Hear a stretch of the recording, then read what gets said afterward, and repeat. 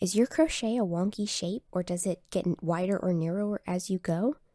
Well, in this video, I'm going to show you how to properly count your stitches and fix that problem now.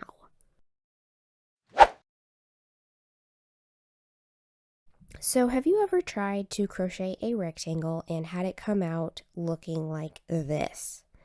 Well, this is not anything like a rectangle. This is very distorted and definitely not what we're normally going for.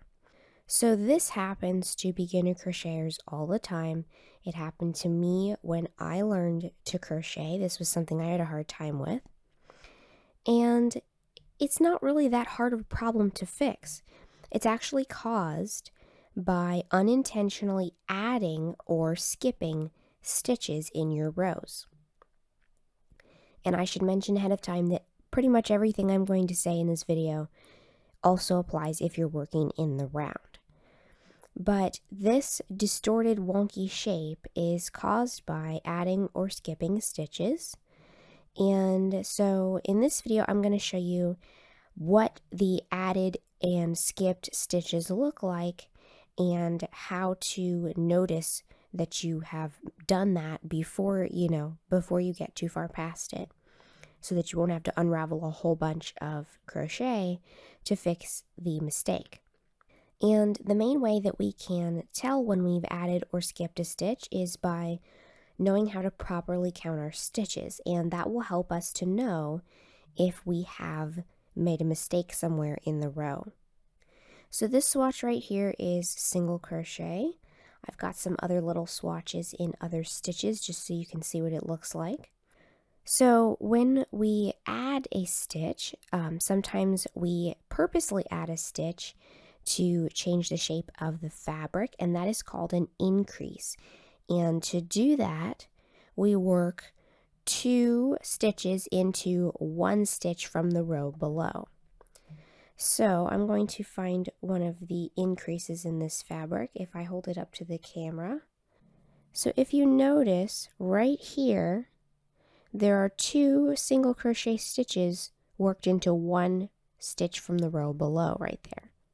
And that creates an increase. That adds a stitch to the row and makes the row wider. And every time we do this, it makes the row wider by 1 more stitch. And sometimes we do this on purpose to create, different shapes with our crochet. But in this case, if you're just trying to crochet a straight piece, then you don't want to be increasing stitches, especially if you're not realizing that you're doing it. Now, when we make the work narrower, we do that by decreasing stitches. And normally, to decrease stitches, we would work a special decrease stitch that works 2 or more stitches together into 1. But in this case, if you're doing it by mistake, then you're probably skipping stitches. So I'm going to show you what a skipped stitch looks like in single crochet. Do you see this little strand right here that doesn't have a stitch worked into it? And if we kind of stretch it a little bit, there's a little more of a hole there in between those 2 stitches. The main sign of a skipped stitch is this little strand right here. But this is basically what a skipped stitch looks like. And I should also note that in single crochet, it's not as easy to notice it because it doesn't make a hole that's as big as in the taller stitches. So I'm going to show you what it looks like in some of these taller stitches. So here is a little bit of half double crochet. So if we look at this little swatch right here is an increase. Here's 2 half double crochet worked into 1 space right there. And then over here, here's a skip stitch. You can see there's a whole stitch right there that did not get worked into. And that creates a decrease. That removes stitches from the row and makes the row narrower by 1 stitch. So again, up here, here's an increase. We've got 2 half double crochet worked into that 1 stitch. And here's another decrease where there's a skipped stitch right here. So here is a little bit of double crochet. And double crochet is also a little easier to find the mistakes than single crochet. So right here, if I kind of stretch it a little bit, right here is an increase where we've put 2 double crochet into 1 stitch down here, and that makes the row wider. Whereas right here, there's a skipped stitch right there where there's a little bit of a gap between the stitches that's bigger than the normal, just the regular gap. And we have this whole stitch in between that did not get worked into, and that horizontal strand right there that is showing us the front of that stitch that did not get worked into. And we can also see it, probably even more so, in treble crochet. So here's an increase in the treble crochet. You can see how that 2 stitches have been worked into 1 space right there. And then over here, we've skipped a stitch. So here's the skipped stitch in the middle, and there's a gap here. So now that we know what skipped stitches and added stitches look like, we need to know how not to do that, okay? So I've kind of done all of these mistakes on purpose just to show you. But once you get more used to crochet, especially if you're a beginner, and once you get used to learning where to insert your hook, then you will be able to pretty much eliminate this problem, and very seldom will you have mistakes like that where there's an accidental increase or decrease. So here is my half double crochet swatch. And basically what we're going to be doing is learning how to count the stitches. And we count the stitches at the top of the row.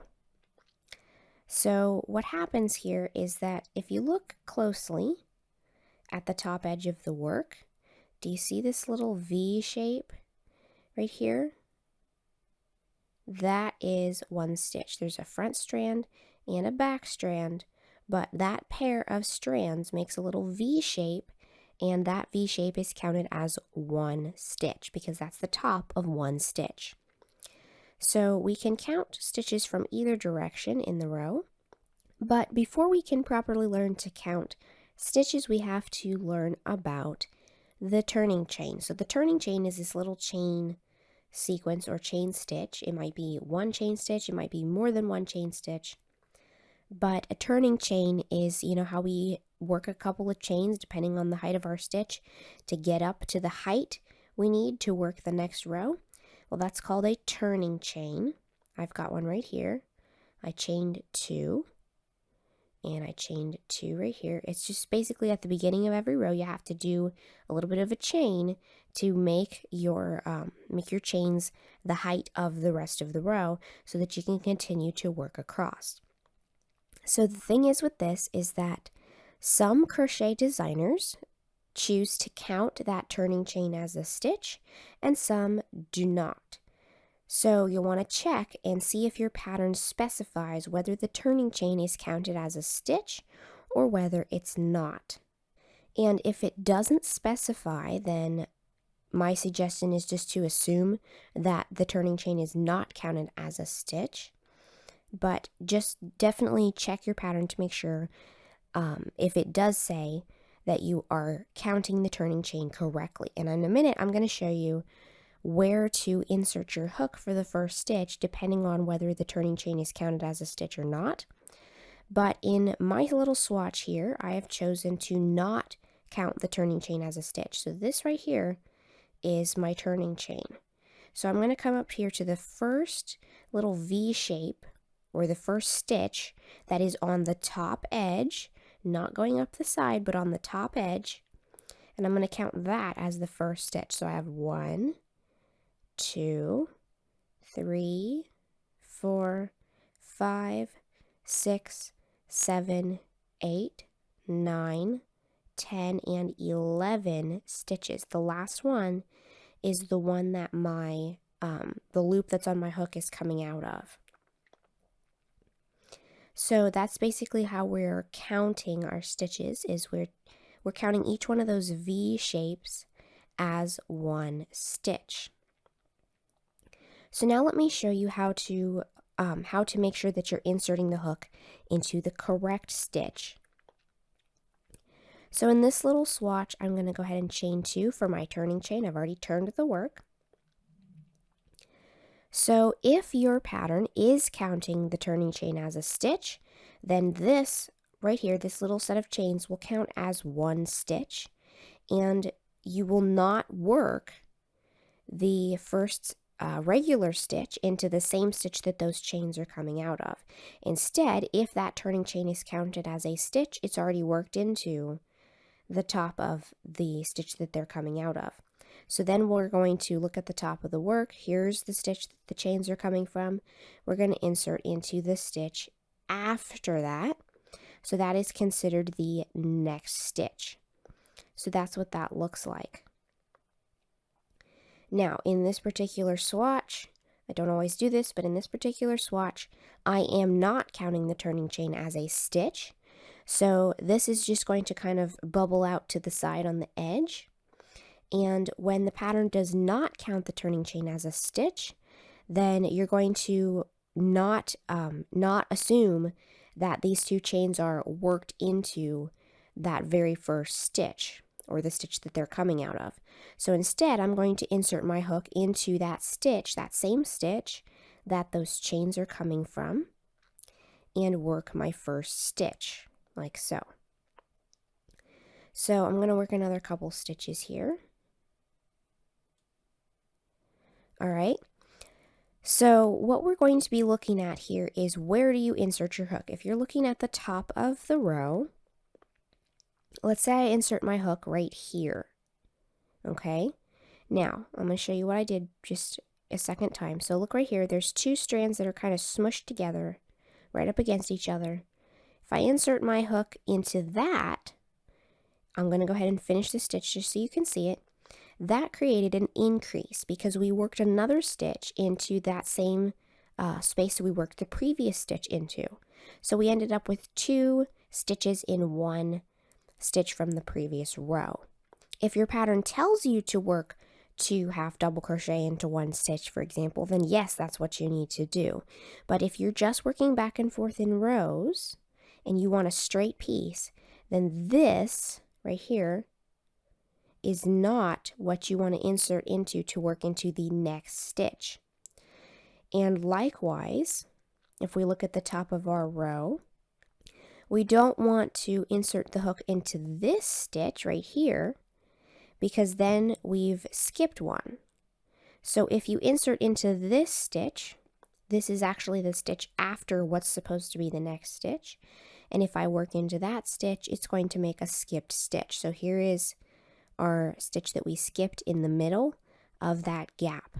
So we don't want to insert it there.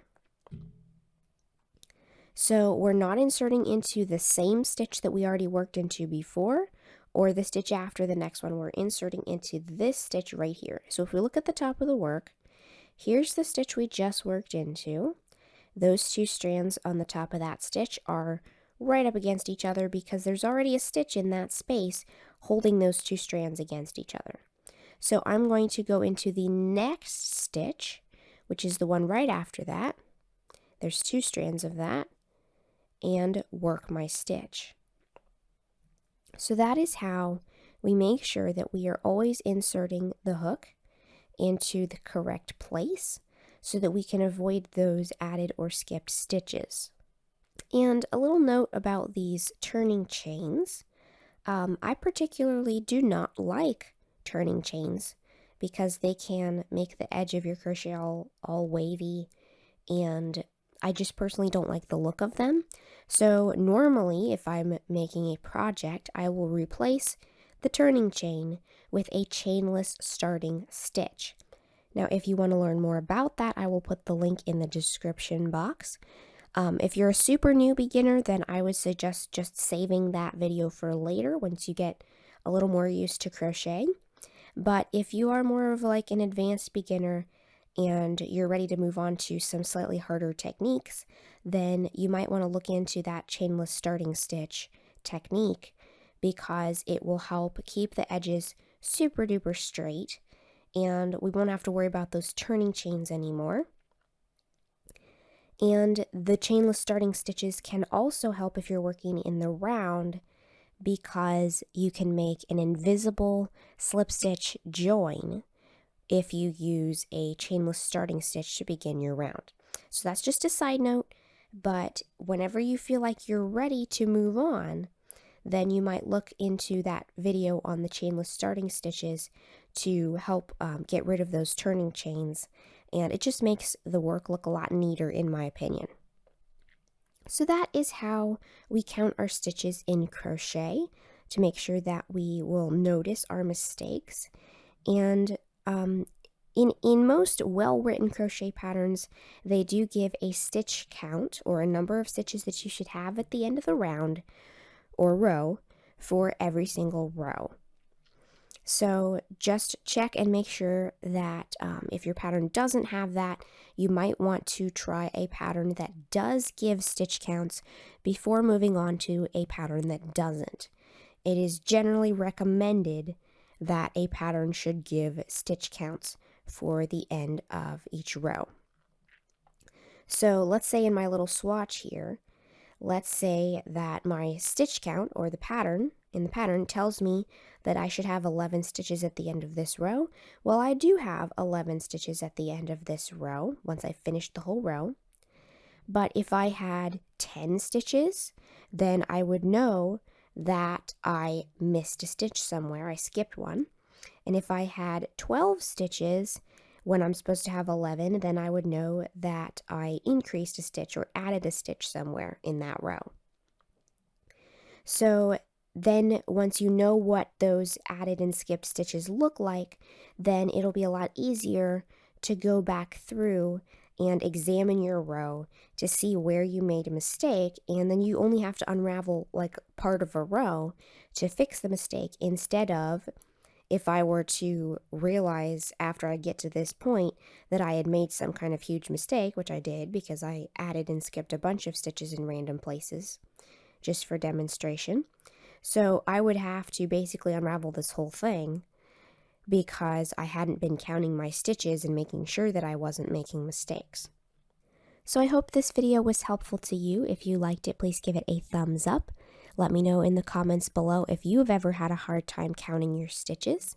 And don't forget to subscribe, making sure you click the little bell next to the subscribe button to be notified of new videos. Thanks for watching.